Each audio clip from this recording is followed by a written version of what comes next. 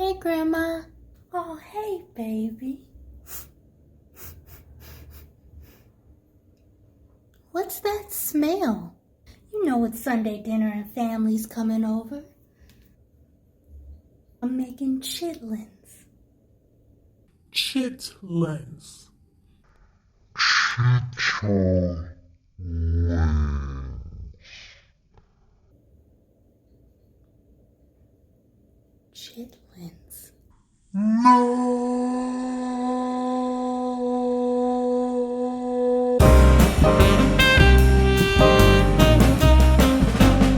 Hello and welcome to another episode of Food and History, where I talk about some of the world's most popular foods and the history behind them. Today we are talking about soul food and the vexed history of chitlins. But what is soul food? Soul food was originated by enslaved Africans who were forced to work tirelessly day in and day out against their will.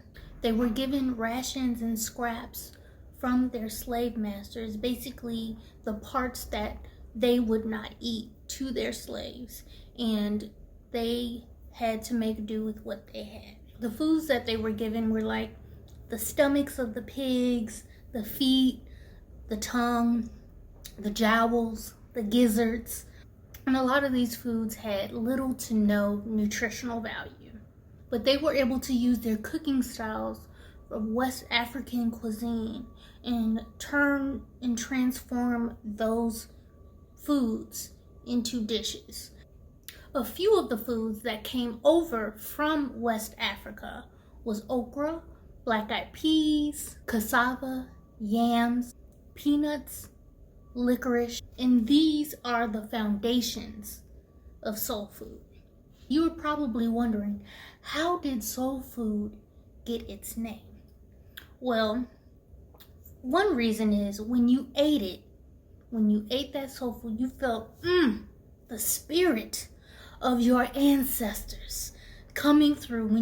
When you ate that black-eyed pea fritter, when you touched those greens, when the greens touched the yams, it was just a therapeutic experience, and it's like your great grandmother just slapped you in the face and said, "You're welcome." But historically, soul food got its name in the 1960s. The word was first used around the time of the civil rights movement. Amir Baraka, a well-known activist and poet, noticed how soul was used to describe Black music, Black culture, Black style, Black hair, and thus soul food was born. One of the first now known soul food restaurants is Sylvia's in Harlem, New York City. She is considered the queen of soul food. In the 70s, she created cookbooks, and she started a line of seasonings and spices that are now found in the grocery store. Her style of cooking allowed a pathway for many people to open soul food restaurants today.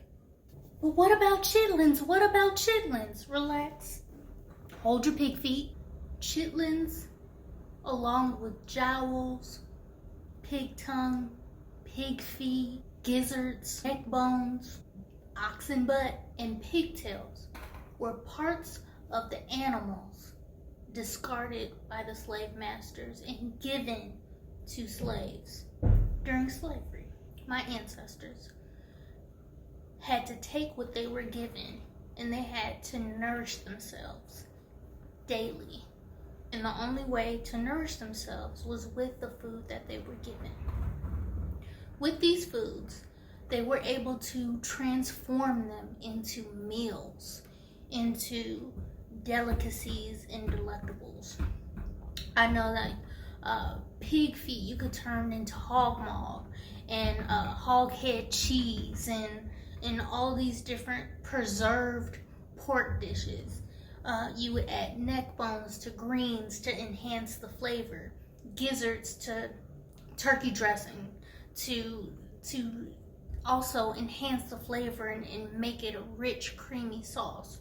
These things were used not because we wanted to, but we had to. Now, as time went on, especially during the civil rights movement, Black people started to rethink what they ate and why they ate it.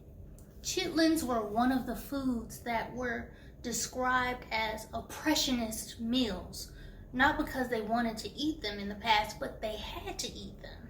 Comedian and activist Dick Gregory was one of the first to stand out and speak up about why Black people were eating all of these different parts of the meat. He was one of the first to give up meat and have a complete plant-based diet. And it's crazy because back then that was such a radical idea to give up meat. But him doing that allowed him to not only gain a higher frame of consciousness, but to realize that what he knew as his childhood favorite delicacies of pork were oppressive and were unhealthy to his body. And also, giving up pork was a main principle in Elijah Muhammad's teachings, who also inspired Malcolm X to join the Nation of Islam. How to Eat to Live was such a popular book in the 70s, it was almost outlawed because it was telling Black people that there's more to eat instead of the food that enslaved you, that you were forced to eat. Many African dishes prior to the transatlantic slave trade mainly consist of rice, fish, the gullah geechee of North and South Carolina, as well as Creole cuisine in the Gulf, really resemble some of the foundations of West African food and have so many preserved styles of cooking that we still eat today. Soul food is the heart and soul of American cuisine. It is ever changing, it is ever growing, and it got soul. See you next time on Food and History. Cheers!